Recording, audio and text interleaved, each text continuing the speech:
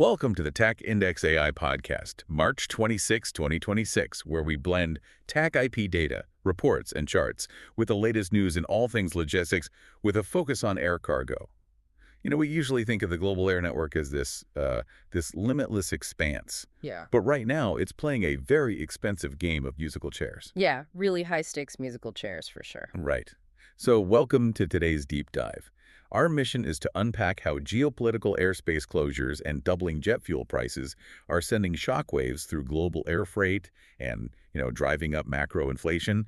We are pulling from the latest TAC index data, along with reports from the Wall Street Journal and Reuters. And just a quick note for you listening before we dive into that data, our sources today discuss the ongoing U.S.-Iran war. We are here strictly to impartially report the market numbers and supply chain impacts. We aren't endorsing any political viewpoints. Absolutely, just the data. Okay, let's unpack this.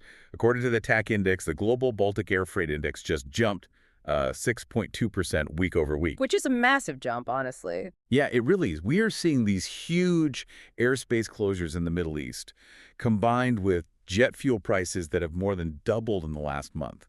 So it's kind of like a sudden, massive detour on the world's busiest highway.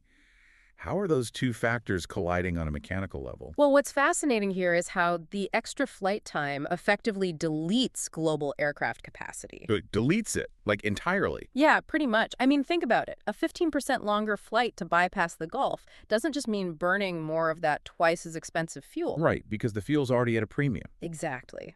It means that specific aircraft takes longer to complete its route, which results in fewer total trips per month. Overnight, millions of tons of global cargo capacity are just, poof, wiped off the market. Wow. So you have a shrinking supply of available planes burning pricier fuel. Yep, and that triggers massive, widespread fuel surcharges. So the number of chairs in our musical chairs game is shrinking fast, which really explains the wild regional rate divergence we're seeing right now. Oh, absolutely. The regional numbers are all over the place. Like outbound rates in Asia are soaring. Shanghai is up 13.9% week over week, and Europe is feeling it too. Frankfurt is up 12.3%. But then, you look at North America. Right. Chicago actually dropped by 15.1%. Why is that happening? Well, that drop in Chicago comes down to directional trade imbalances. Everyone is fighting and paying a premium, for scarce cargo space out of Asia and Europe to bypass the conflict zones.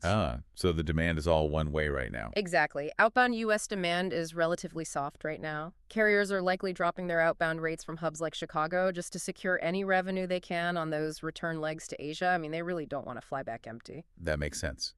But here's where it gets really interesting. These logistical bottlenecks aren't contained to the freight sector.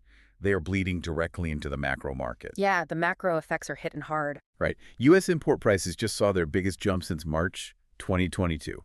They rose 1.3%, and a massive driver of that is a 3.8% rebound in imported fuel prices. Which is the textbook definition of a ripple effect. That fuel spike raises the cost to transport goods, which then, artificially inflates the baseline cost of the goods themselves. Okay, let me push back here, though, because if we look at the Wall Street Journal, they report tech stocks like ARM and Dell are hitting record highs because of the AI boom. Yeah, the AI market is completely on fire right now. Right. So if these massive tech companies are printing money and absorbing these logistics premiums without blinking, why should the rest of us care about this macro inflation narrative?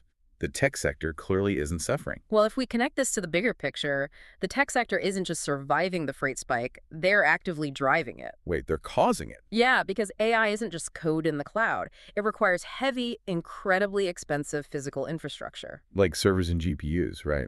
Exactly. Because these new AI chips are so high value and the race to build data centers is so urgent, these companies cannot afford to let hardware sit on ocean freighters for a month. Oh, so they just throw it on a plane? Yep. They're forced to pay premium air freight rates no matter the fuel surcharge. In fact, imported capital goods, the exact computers and semiconductors needed for these data centers, just saw their largest price gain since 1988. So since 1988, that's incredible. It really is. Tech companies with massive bankrolls are buying up the limited cargo space, which forces every other industry to pay more to ship their goods. Logistics costs and AI hardware demand are simultaneously driving up core inflation, which is keeping the Fed on pause. Wow. So what does this all mean? Whether you are actively tracking surging tech stocks or just buying groceries, those skyrocketing air cargo rates eventually show up on your receipt. Yeah, they always trickle down to the consumer eventually. Exactly. That high-stakes game of musical chairs in the sky inevitably lands in your wallet. And this raises an important question to leave you with today. Reuters noted reports of potential U.S.-Iran peace talks. Right, which could change everything. Exactly. If a resolution is reached and oil rapidly drops back below $100 a barrel, will these air freight rates immediately normalize? Or are these supply chain disruptions, sticky, lingering long after the initial shock has passed? That is definitely something for you to think about the next time you look up at the sky. Until next time.